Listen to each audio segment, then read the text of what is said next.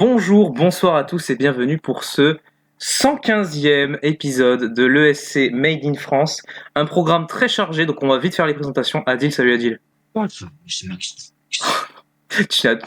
a dit non. Adil, on a dit non. S'il te plaît. Salut. Salut Gwen. Salut. Et salut Alex. Salut. Allez, on traîne pas, on y va. On commence avec le premier sujet qui est un nouvel artiste qui a été annoncé dans la surprise lors de la finale, je crois bien, de Danse avec les stars Royaume-Uni. Le représentant du Royaume-Uni donc qui a été annoncé, il s'agit de Holly Alexander. Vous ne connaissez peut-être pas Holly Alexander sur ce nom-là, mais vous le connaissez peut-être sous le nom de Years and Years, le groupe dans lequel il était le chanteur qui avait énormément cartonné pendant les années 2010, notamment avec la chanson Kings, que vous connaissez probablement. C'est maintenant désormais l'artiste le plus connu de l'Eurovision 2024 pour l'instant. On va voir pour la suite. Mais déjà un énorme nom pour le Royaume-Uni. Adil, qu'est-ce que tu penses de la sélection de Holly Alexander ? Moi je dis pardon. Le gars qui a fait Kings en 2015 avec Years and Years et qui fait l'Eurovision, et on voit vraiment que la BBC prend beaucoup plus au sérieux que pareil avant Sam Ryder. Hein. Bon, j'ai hâte de voir comme la chanson. Déjà, il a dit que ce sera une chanson de dance floor. Hein. Donc ceux qui aiment pas trop le style de balade auquel ils ne sentiraient pas à l'aise, vous pouvez être rassurés. Et on a même vu que ça séduit les bookmakers parce qu'il est, je crois, dans top 5, top 3. Mais bon, encore une fois, faut voir la chanson. Gwen ? Je ne connaissais pas Holly Alexander juste avant. J'ai découvert, c'est pas mauvais. J'ai l'impression que c'est un bon chanteur qui apporte assez d'émotions. Après, j'avais lu qu'apparemment, ce serait pas une balade, sa chanson serait plutôt une balade, enfin pas une balade, mais une chanson up tempo ou auquel on peut danser dessus. D'après ce que j'ai compris des Britanniques, c'est que c'est vraiment si nous on dit que Slimane c'est notre sauveur, alors je pense que pour le Royaume-Uni, Holly Alexander c'est un super héros et qu'il a déjà gagné l'Eurovision, il a déjà tout fait. Donc j'attends d'écouter sa chanson avec impatience et j'espère ne pas être déçu et que ça va marcher. Ouais, bah bien sûr, on est tous d'accord là-dessus. Holly Alexander, c'est la preuve que le Royaume-Uni, c'est enfin sorti les doigts, prend enfin le concours au sérieux. Et Holly Alexander, c'est pas la première fois qu'on le voit dans les rumeurs pour l'Eurovision. On savait déjà que de ce qu'on a, de ce qui avait été rapporté, le représentant du Royaume-Uni en 2022 se jouait un peu entre Sam Ryder et Holly Alexander, de ce que j'ai compris. Et finalement, ça a été Sam Ryder. Donc ça montre qu'Holly Alexander, il a envie d'être là. Et même, voilà. Alors, de ce qu'on a comme info, ça sera une chanson électro, produit notamment par Danny L. qui est un grand compositeur au Royaume-Uni, qui a notamment été derrière Houdini de Dua Lipa. Donc, gros calibre, c'est certain. Et sachant également que, de ce que Holly Alexander a déclaré, que la chanson est finie. À tout moment, elle sort. Donc, c'est super. Donc, vraiment, en fait, ils nous ont copié. Genre, voilà, ils prennent un gros artiste, ils le sortent hyper tôt, peut-être la chanson en même temps. C'est des gros copieurs, voilà, je l'affirme. Ce soir, dans ESC Made in France. Ils nous ont tout pris. Donc, Holly Alexander, voilà. Après, c'est pas tellement un artiste qui me plaît énormément. Kings, j'ai beaucoup aimé Kings quand elle était sortie, mais les chansons qu'il fait maintenant, c'est pas non plus ultra macam. Donc, à voir ce que ça va être. Mais n'empêche que voilà, avec une telle notoriété, j'ai quand même hâte de voir ce que va proposer Holly Alexander. Bonne chance à lui. Et là, ils nous baitent, ils envoient la chanson en mars. Oh les connards. D'ailleurs, alors un petit truc, je vais en parler vite fait, mais c'est rien de concret. Il y a eu quelques controverses vis-à-vis d'Holly Alexander, des personnes qui ont voulu le retirer du line-up de l'Eurovision, notamment le Parti conservateur du Royaume-Uni qui a demandé à la BBC d'annuler sa participation parce que il a signé une lettre déclarant que l'Israël était un État apartheid. Donc ils ont demandé à le retirer. Mais la BBC ne compte pas le retirer. Donc ça a bien se passer pour lui, le concernant. Donc là-dessus, il n'y a pas de souci. Mais voilà, je comptais simplement pour dire que ce choix est sujet à controverse. Maintenant, ça risque de bien se calmer. Pour Alejandro, il pense être extrêmement heureux, mais a par conséquent beaucoup d'attentes. J'espère vraiment qu'il proposera une chanson qui reste dans les genres qu'il fait, Sinon, grosse déception pour lui, pour Holly Alexander. On continue avec une annonce Eurovision globale, puisque la charte graphique a été annoncée par l'UER il y a quelques jours. On part donc sur une charte graphique assez moderne, ce que peut proposer pas mal d'entreprises, d'événements de nos jours, avec un style assez simple, inspiré des aurores boréales. La l'UER a déclaré vouloir faire cette charte graphique pour que ce soit le plus flexible et adaptable. Avoir Adil, voilà un choix de charte graphique pareil qui a été très controversé. Beaucoup détestent, beaucoup trouvent ça sympathique. Adil, qu'est-ce que t'en penses toi? Bref, c'est un charte graphique l'horizon, j'aime pas. Bah, c'est trop basique, comme les habillages télé, tout ce qu'on voit sur TikTok, les réseaux sociaux, etc., etc. Mais enfin bref, ça prouve encore une fois de plus que même si l'horizon est un grand spectacle, les habillages sont de plus en plus lisses et basiques. Dommage la SVT. Gwen, vas-y. Je suis pas d'accord. Moi, au contraire, je trouve ça assez simple, assez sympathique, voire même assez frais aussi. Et puis, ça reste un peu dans le mood de l'année dernière. Non, moi, ça me dérange pas. Et puis, ouais, voilà. Enfin, sans plus quoi. Enfin, c'est pas sur ça qu'on va craquer. Hein. Pour nous, ce qui compte, c'est surtout les chansons. Après, la charte graphique, je veux dire. Au moins, les différentes de l'année dernière, c'est pas comme le thème où ils ont repris United par musique. Donc, non, voilà, pour moi, c'est sympa, mais sans plus. Alex. Au début, j'étais pas fan du tout. Parce que, effectivement, comme l'a dit Adil, les chartes graphiques des concours sont de plus en plus basiques. On est dans cette mode que je déteste normalement, cette mode de tout faire en format basique. Je trouve ça insupportable. Je trouvais que c'était bien mieux à l'époque de 2016 ou 2019 où on avait des logos bien. Quand on avait des logos bien détaillés, complexes aussi et brillants, vous savez, avec comme si c'était pas juste une palette de couleurs avec un dégradé moche qu'on pourrait faire sur Paint, quoi. Genre, en fait, j'ai pas envie de me dire que moi-même sur Paint, je suis capable de faire le logo ou la charte graphique de l'Eurovision 2024. Là, tout de suite. Si jamais c'est le cas, c'est un peu gênant selon moi. Malgré tout, je trouve quand même, déjà, on n'a pas un thème sur fond bleu, ce qui est encore une fois, pour la deuxième année de défilé en fait. Au contraire, on a même un fond animé, puisque même sur le site internet de l'Eurovision, donc on a c'est comme un GIF en fait, c'est un dégradé de couleurs, mais qui est animé et effectivement un peu dans l'idée des aurores boréales, c'est d'ailleurs l'inspiration. Et ben en fait, je trouve que ça rend pas trop mal, et en fait, ça fait très Spotify Wrapped, dans le sens où déjà la police d'écriture est un petit peu similaire, et puis l'agencement fait que, à mon avis, on aura droit à une signalétique aussi un petit peu inspirée de ça. Durant, notamment quand on aura quand cette charte prendra vie, parce que là on a juste surtout des images, mais quand il y aura notamment les vidéos sur la chaîne YouTube, et puis surtout durant l'événement, ça va beaucoup plus être mis en valeur. C'est un peu comme durant l'Eurovision 2021 où on avait juste un truc très très basique, mais au final ils ont quand même rendu le truc un peu plus slick en direct. Quand vous regardez le logo tel qu'il est en image, notamment quand vous allez sur Wikipédia, vous regardez le logo, on a juste le logo avec les bandes de couleurs. Mais durant le live, quand on voit le logo sur le grand écran LED, là on voit que il y a beaucoup plus de contraste et non, moins de contraste justement.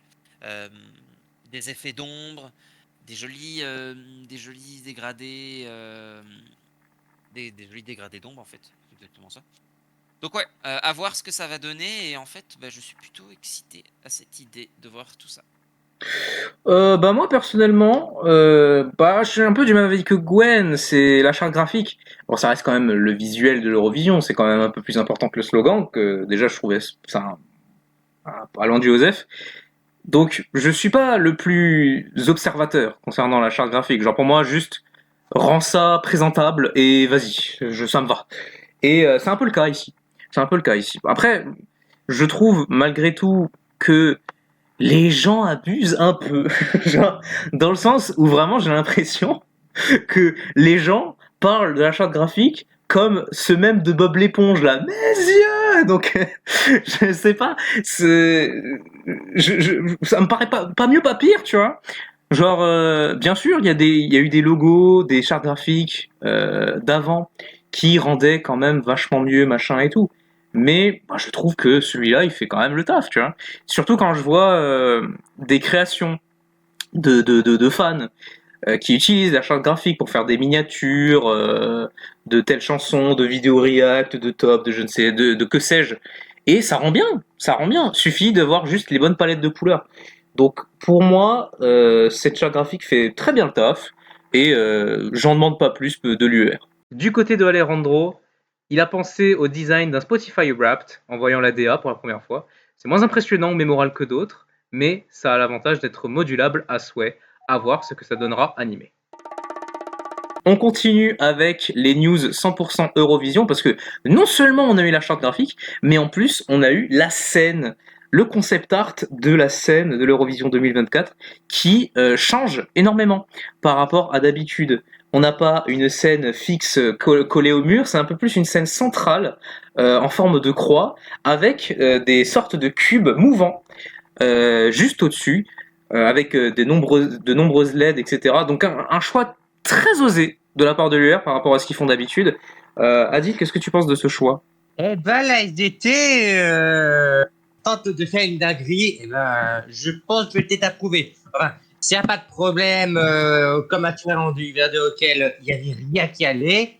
Mais en fait, la mise en scène avec les cubes pour faire les croix, il y a des petites réminiscences de l'Eurovision de 2014 qui, pour moi, est quand même la meilleure scène de ce que j'ai vu. Et ben, apparemment, la SVT va-t-elle essayer d'égaler l'excellence danoise? Gwen. Franchement, c'est une scène qui me hype aussi. C'est assez moderne, ça reste vraiment dans l'air du temps, dans les dernières scènes aussi qui ont été mises, qui ont été réalisées. Je m'attendais pas du tout à ça de la part de la Suède, surtout par rapport à 2013. Mais après, c'est simple, moderne. Faut pas en faire plus et je pense que ça rendra vraiment super bien à l'intérieur. Alex. Mais je suis émerveillé en voyant cette scène. Franchement, déjà la forme en plus est originale. Et il me semble que c'est la première fois que l'on a une scène vraiment centrale qui se trouve au milieu vraiment de l'arène, enfin de la grande salle. Et je suis là pour ça. Franchement, I'm here for it. J'adore. Franchement, j'adore. L'idée des cubes en plus qui descendent, à mon avis, ça va être majestueux pour certaines performances. J'espère. Alors, pitié, pitié, pitié, France 2 et Slimane, utilisez les cubes. Pitié, d'une manière ou d'une autre, je m'en fous, mais utilisez-les. Utilisez-les. Il faut utiliser n'importe quel moyen qui est à notre disposition pour sortir du lot et pour émerveiller les gens et être et s'imposer en fait. Donc et ces cubes à mon avis pourraient beaucoup aider. Donc pitié, utilisez-les, merci.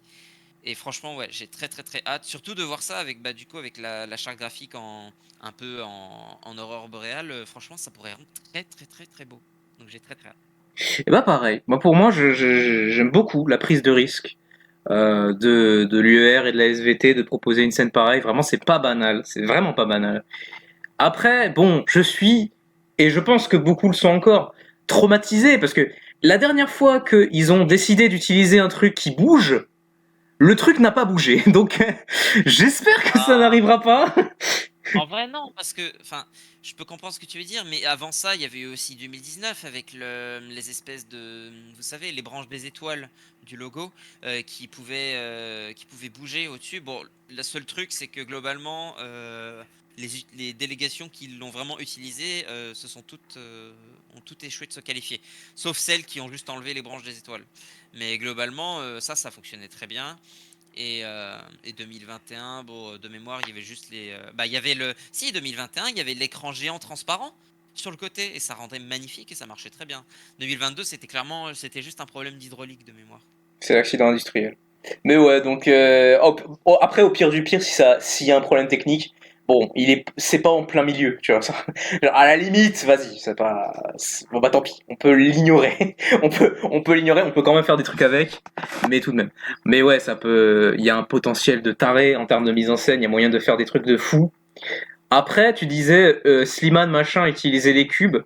Je vois pas vraiment ce qu'il pourrait faire avec les cubes, d'autant plus que Mon Amour, c'est le genre de chanson avec des mises en scène assez simples, tu vois, donc Alors, il y a une performance de Slimane que je pourrais t'envoyer si tu veux, où il y a justement des espèces de petites boîtes derrière lui. Alors, c'est pas des cubes, mais bon, voilà, on s'en fout. Et qui s'illuminent et ça rend très beau. Oh, il avait l'idée en avance, bâtard. Et je l'ai même envoyé à un ami europhone allemand et il m'a dit franchement ça pourrait limite vous pourriez envoyer ça tout de suite et ça serait prêt quoi, ça serait pas choquant. Donc ouais. Mais enfin, oui, donc une scène vraiment prometteuse, en espérant qu'il n'y ait pas de problème, mais c'est la SVT. La SVT n'est pas la rail, donc a priori ça va bien se passer. Mais oui, une scène qui a l'air de convaincre tout le monde. Pour Alejandro, c'est la seule annonce qui ne l'a pas déçu cette année. La scène est vraiment belle et a l'air d'être modulable en long, en large et en travers. Il espère que les pays profiteront de ça pour nous offrir de belles mises en scène. On arrête maintenant les news 100% Eurovision, on retourne aux sélections nationales avec la Croatie. Les participants de la Dora 2024 ont été annoncés et nous avons un florilège, mais un florilège de noms exceptionnels. Nous avons quelques retours. De l'an dernier, comme par exemple The Splitters ou Damir Ketcho qui retente sa chance. Le représentant de la Croatie en 2020 et bien évidemment le retour de Let 3 qui a représenté la Croatie cette année. Qu'est-ce qu'on en pense de ce magnifique line-up, Adil? Bah, en fait, j'ai décidé de parler parce qu'en fait, il y avait le retour de l'Etri, apparemment. Ça va encore dénoncer une guerre, hein. Je ne dis pas plus, mais si c'est vraiment à quoi on pense, je vais peut-être aimer. Mais bon, encore une fois, avec la chanson. Mais bon, peut-être pour la symbolique de l'Eurovision 2020 annulée, allez Daniel Kenzo, hein. Si c'est une chanson à la sauce Not a Crime et voire même Divlivier très en mieux, il y a de quoi faire. Gwen? Bon, c'est vrai qu'il y a pas mal de retours par rapport aux précédentes éditions. Bon, la 3, vous savez très bien que je déteste Mathieu, mais bon, qui sait, peut-être que leur chanson peut ne pas être mauvaise aussi. Après, on a pas mal de retours comme Barbara Muniaz, Damir Kedjo. À voir, faut juste écouter les chansons, même si c'est vrai que l'année dernière c'était un peu ennuyant. Qui sait, ça peut être pas si mauvais cette année, hein. Alors personnellement, globalement, c'est pas un line-up qui m'enchante grandement, mais c'est surtout parce que la plupart des noms, je les connais pas, et ceux que je connaisse m'ont pas particulièrement marqué. Alors évidemment, il y a Damir Ketcho qui, j'ai adoré sa chanson de 2020 pour l'Eurovision, mais j'ai moins aimé sa chanson de la Dora cette année, Angels and Demons, que j'avais trouvé assez osef. Mais bon, voilà. Après, il y a pas mal d'engouement sur certains nouveaux, comme par exemple Marcella ou Sasa, dont j'ai écouté un peu ce qu'elle proposait, etc. Et en effet, pour le cas de Sasa, pour le coup, je suis très curieux de ce qu'elle peut proposer. C'est un style de balade assez un peu plus épique avec pas mal de chœurs, donc ça peut rendre très bien. Et bon ben voilà quoi, genre c'est moi, c'est heureusement que je suis arrivé dans le podcast après la finale de la Dora 2023 parce que sinon j'aurais été le forceur originel. Et parce que voilà, c'est Let 3. Je suis le défenseur de Let 3 sur ce podcast, donc je suis très heureux de les revoir. Après, je suis quand même d'avis que, vas-y, on va laisser la place à quelqu'un d'autre. Mais dans le cas où, si Let 3 vraiment roule sur tout le monde, je n'aurai aucun remords à espérer le back-to-back. Mais dans le cas contraire, je serais d'accord pour être pour la personne d'en face ou les personnes d'en face qui ont le même niveau que Let 3. Après, ça se trouve, Let 3 va être nul. Bon, je connais la réponse des autres en mode oui, mais ça l'est déjà. Mais mais n'empêche que voilà. Mais n'empêche que on n'est pas à l'abri d'une déception qui m'abattrait sur place et qui me forcerait à m'exiler. Mais bref. Ah non. Ouais, voilà. Donc on espère que ça va bien se passer. Les chansons sortiront en janvier, si je me trompe pas. Donc à voir à ce moment-là. Pour Alejandro, c'est la petite déception parce qu'il n'y a pas Bernarda ou Mia Negovetic. Il écoutera tout de même tous les titres, car il y a des pépites quand même chaque année, et il a bien raison. On continue avec les sélections nationales, avec cette fois-ci la Serbie, qui, lorsqu'on enregistre cette émission, a annoncé son line-up dans la journée, voilà, dans l'après-midi. Ça date d'il y a quelques heures, avec le Pezmaza Julovisiu. Excusez-moi pour la prononciation, je ne sais pas comment ça se prononce. Mais donc la sélection serbe qui était vraiment prometteuse depuis quelques temps, qui a donné une sélection nationale cette année qui avait satisfait beaucoup de gens. Et cette fois-ci, on a un line-up qu'on pourrait qualifier de 5 étoiles, avec pas mal de retours de cette année, comme par exemple Zeina, qui était là avec Rumba, Filari également, qui avait été en finale, Philippe Baloche, pareil, qui était un des favoris de la communauté. Mais nous avons également des têtes, des ténors de la scène serbe musicale, avec Bresk Vika ou encore Tejadora, qui vous connaissez sûrement si vous avez TikTok. C'est la sad girl music, hein, mole mole, c'est elle. Et nous avons également le retour de la représentante de la Serbie à l'Eurovision 2022. Je parle évidemment de Constracta. Donc un line-up qui donne, qui peut être prometteur. Gwen, je te donne la parole. Vas-y, qu'est-ce que tu en penses de cette sélection serbe? Qu'est-ce que je suis heureux du retour de Constrata. Comme tout le monde le sait, j'adore Inco Polesano, mais j'espère que cette chanson sera vraiment au même niveau. Après, c'est vrai que vu la line-up, je pense que la Serbie met des petits plats dans les grands. On voit quand même effectivement hein, le retour de Philippe Baloche, par exemple. Je me dis que ça peut être pas mauvais, donc qui sait, ça peut sentir bon pour la Serbie. Alex? Mais comme enfin, moi personnellement, alors déjà le PZ2, c'est une sélection nationale très très très diversifiée et 2 ans d'affilée, à chaque fois le gagnant a été extrêmement original, très intéressant, autant visuellement que musicalement, donc j'ai vraiment hâte de voir ce qu'il va y avoir. Et oui, enfin très heureux, très très très très très heureux pour Constracta qui revient. J'espère qu'elle va faire le back-to-back. C'était elle qui chantait ma chanson préférée de 2022. Donc ouais, très très très hâte et j'espère que ce sera au même niveau. Bah pareil, hein, j'avais vu dès le départ, genre à la minute près de l'annonce du line-up, je l'ai vu. Et j'étais sur le cul en voyant Constracta. Il y avait d'autres noms dans le tas qui étaient dans les rumeurs. On s'attendait à les voir, genre Bresk Vika ou Tejadora, qui pareil, vraiment, genre, sont des énormes noms. Maintenant, moi, tout ce que j'aurais à rajouter, c'est que vraiment, tout le monde en aura pour son grade. Tout le monde aura un truc qui va lui faire plaisir. Et tout le monde aura surtout un truc qui lui fait plaisir et qui a des chances de gagner. Parce que on a les chansons atypiques qu'offre la Serbie ces dernières années avec Constracta qui fait son retour. On a nos power ballades des Balkans qui fait beaucoup de gens avec Tejadora ou Zoria qui sont de retour.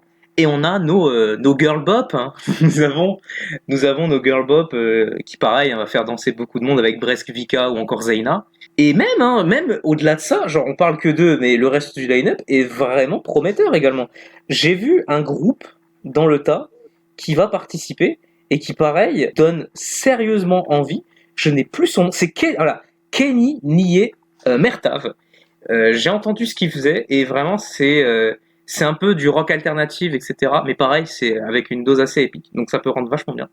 Donc oui, voilà, une sélection vachement diversifiée et qui te met en confiance, mais une confiance pour la Serbie. Là vraiment, s'il n'y a pas d'accident industriel, la Serbie risque d'être l'une des meilleures sélections nationales de 2024. Pour Alejandro, il pense que le line-up s'annonce complètement fou et attend les titres avec impatience.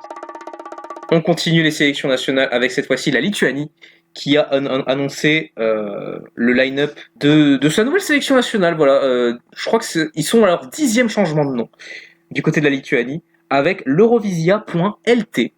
Donc une sélection nationale avec 5 demi-finales, une finale et une super finale, avec 3 participants qui se fera en 100% télévote. Pareil, on a des retours notables, comme par exemple Vizia, qui a représenté la Lituanie en 2014, Andrius Pojavis, qui a représenté la Lituanie en 2013, et le groupe qui fait parler sur cette sélection, The Roop, qui fait son retour après avoir représenté la Lituanie en 2020 et en 2021.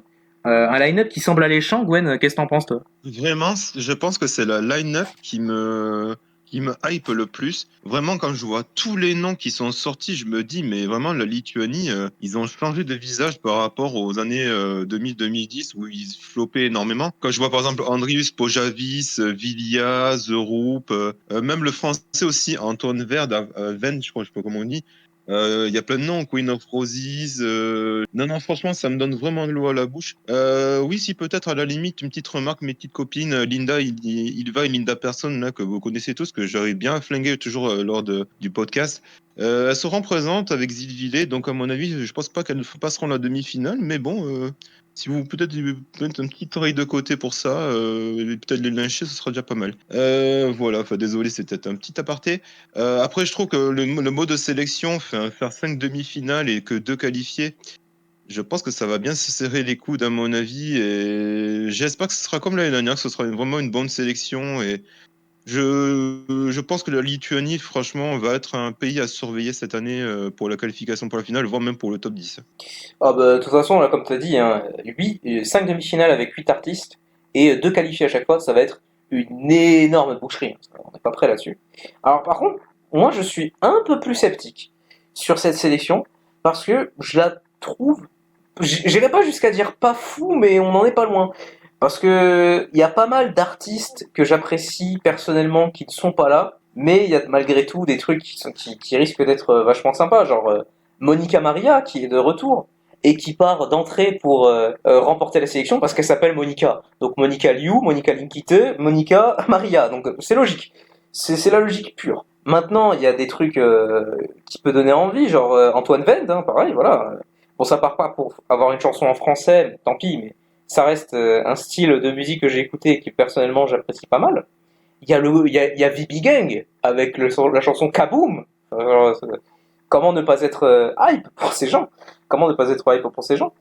Et bah ouais, The Roop, hein. The Roop, ça fait vraiment plaisir de les revoir, hein. On va voir un peu ce qu'ils comptent proposer, mais en l'état, je suis un artiste de la sélection lituanienne, je vois The Roop en face de moi. Bah, j'ai un peu le seum, je me dis, vas-y, il va nous rouler dessus. Il va tous nous rouler dessus. Là-dessus, franchement, pour moi, ça part un peu là-dessus. On va voir un peu les chances. Tu connais pas la chanson, elle est pas sortie, donc. Ouais, mais voilà, mais quand tu vois comment ça s'est passé la dernière fois avec eux, où vraiment il y a pas eu le moindre suspense. Bon, Oui, c'était un j'avoue. contexte différent parce qu'ils étaient censés représenter le pays, mais ça a été annulé. Donc, du coup, en fait, je pense que la sympathie de bah non, mais vas-y, on va les envoyer aussi parce que. Après, il faut remettre aussi la sélection. Enfin, il faut se rappeler la sélection 2021. Le niveau était pas exceptionnel et il y avait que Discothèque qui pouvait aller à l'Eurovision, hein. Donc, est-ce que les Lituaniens avaient fait exprès ou pas? Je sais pas. Donc, voilà quoi. Après, ça, je ne peux pas dire, je n'ai pas suivi la sélection personnellement. Mais alors, il y a aussi des trucs qui sortent de l'ordinaire et qui risquent d'être sympas, genre Clockwork Creep, qui était déjà là il y a 2 ans, qui ont un style un peu grudge.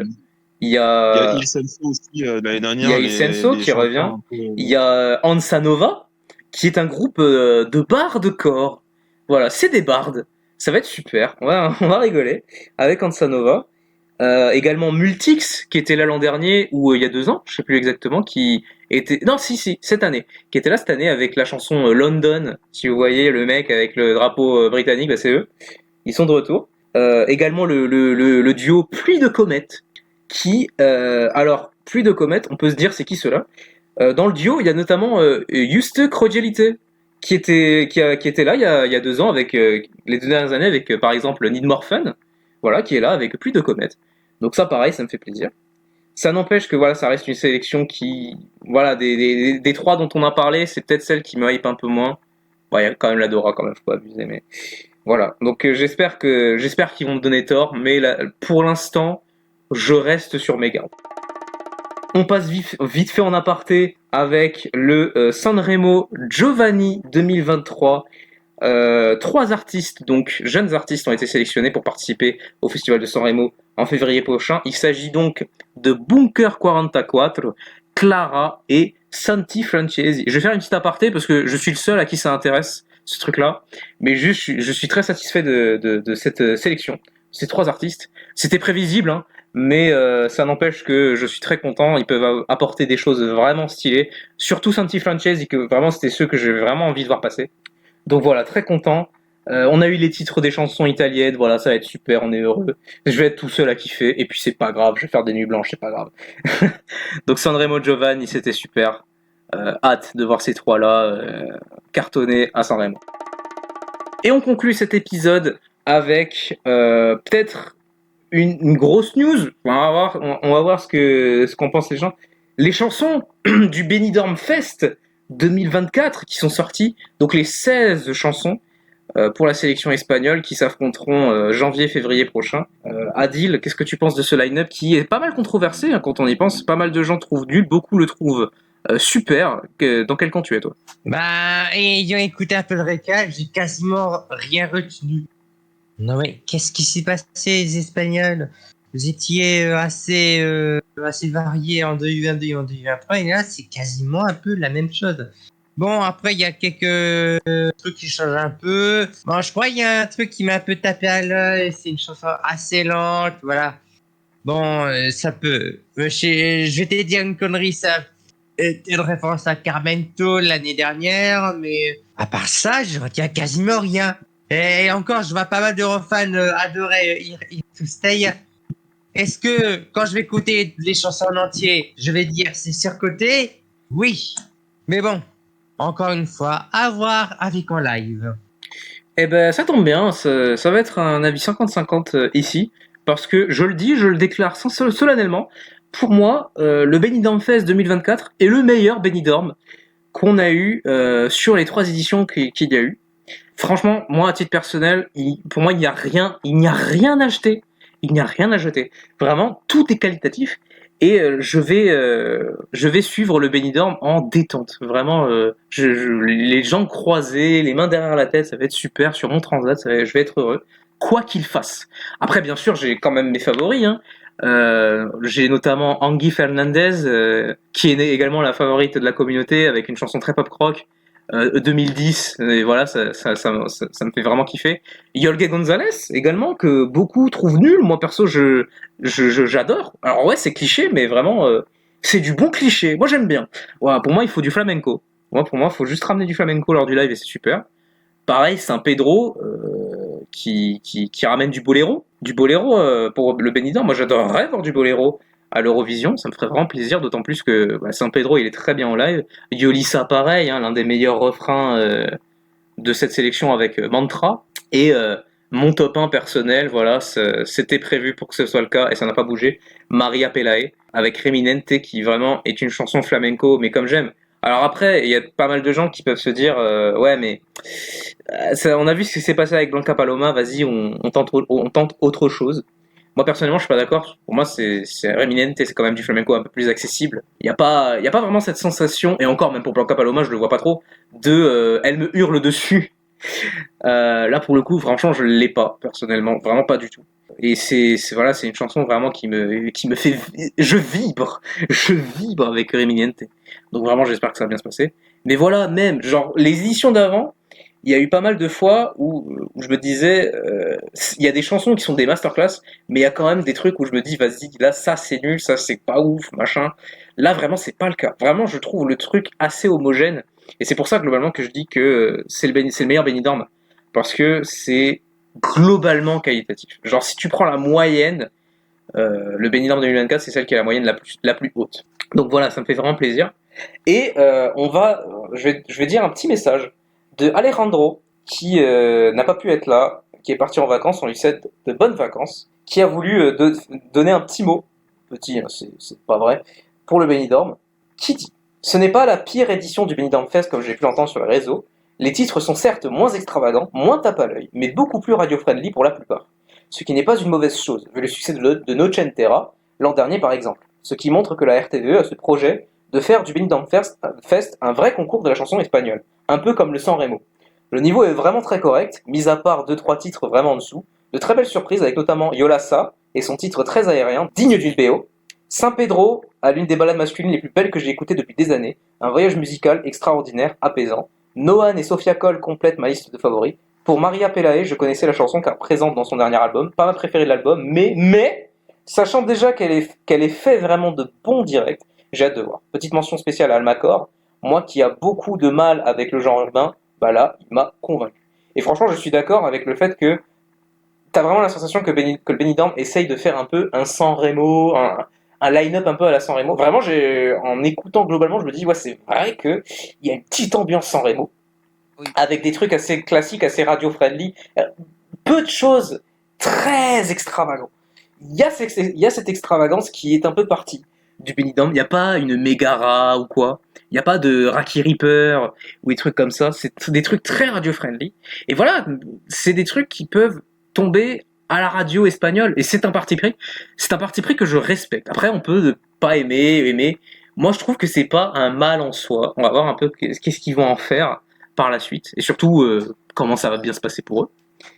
Mais Alors, vraiment, en l'état, je suis très satisfait de ce line-up et j'ai vraiment hâte d'assister au live. Parce que quand tu vois le line-up, etc., et tu vois que globalement, ils sont très à l'aise en live. Donc, vraiment, je suis le plus confiant du monde. ah oui, putain. Une sélection radiophrénie. On a vu ce que ça a donné en 2022 avec la sélection allemande, hein. Oui, mais là, c'est pas pareil. C'est pas pareil. Pas comparable. C'est pas le même niveau, quand même. Ouais. Bon, après, il y avait quand même aussi System Vol qui était différent, donc. Voilà ce qui conclut cet épisode 115 de l'ESC Made in France. Et je le dis de suite, c'est le dernier épisode de 2023. On est tous d'accord, on va partir en vacances pour les fêtes, on va bien se ressourcer. Et on reviendra à la mi-janvier. À la mi-janvier, à peu près, je pense. Peut-être plus tôt, on verra bien comment ça va se passer. En tout cas, merci de nous avoir suivis pendant cette année 2023. J'espère que vous serez encore plus nombreux pour 2024 et qu'il y aura encore plus d'infos, de rafales d'infos pour qu'on fasse des épisodes d'1h30, ça va être un pur bonheur. En attendant, je souhaite de bonnes vacances à Adil. Merci beaucoup. Bonnes vacances Gwen. Bonnes vacances. Et bonnes vacances Alex. Merci, bonnes vacances toi aussi. Oh, bonnes vacances. On se retrouve pour l'épisode 116 de l'ESC Made in France. On se retrouve dans 2-3 semaines. En attendant, passez de bonnes vacances, joyeux Noël et bonne année à tous.